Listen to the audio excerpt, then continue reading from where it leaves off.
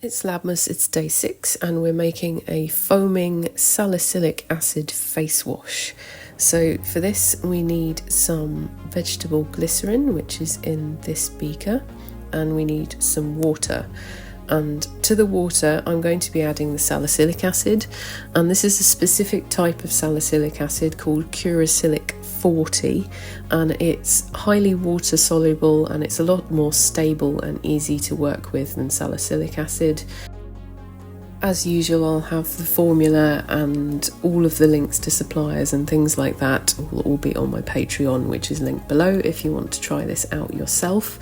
This is great for acne prone skin, and it really helps to sort of reduce inflammation and things like this, and you won't have any problem dissolving the salicylic acid. As you can see, you just stir it into the water like this for a little while and wait until it goes clear.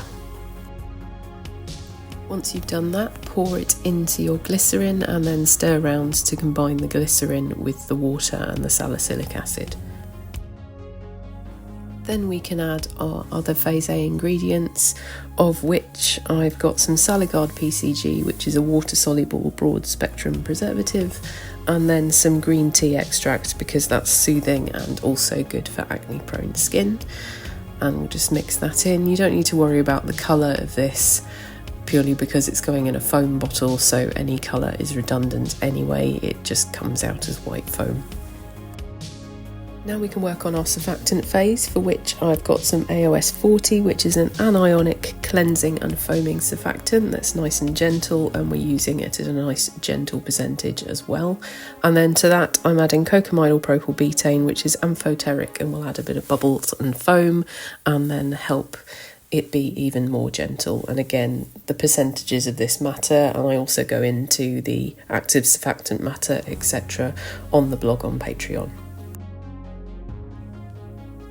Mix that together and you'll see it thickens up really significantly, and then we can add this to our water phase, and then we just need to mix and mix and mix until it's all combined. It will feel like it's not going to, but like I've said in other things, when you add surfactants like this to the water phase, it does take a little bit of mixing to get it fully incorporated, but it does in the end, so just stick with it. The good thing about this formulation is that the colour doesn't matter, and neither does the viscosity. Because it's going in a pump foam bottle, it can be as liquidy and as watery as you like, so don't worry about thickening it. It's a very, very easy formula to get right.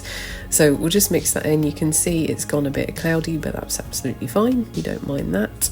It's basically emulsifying a little bit because we do have a bit of oil in there. And then we're going to pop it in our pump bottle. And these pump bottles were from Alexmo Cosmetics. I'm sure you can get them on Amazon. In fact, I think I've seen there is a link somewhere on my Amazon storefront probably, and you can get them on there. And then just pour it into the pump bottle.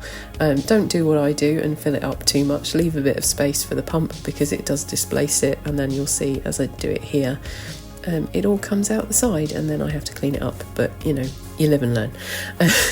Fill up the pump bottle, and then you'll see it just produces this really lovely foam, which is really nice and gentle on the face. And because of the salicylic acid and the green tea extract and humectants and everything, it really helps to clear up acne prone skin. Do check out the Salicylic 40 because it is a much easier way to use salicylic acid if you've ever had trouble dissolving that.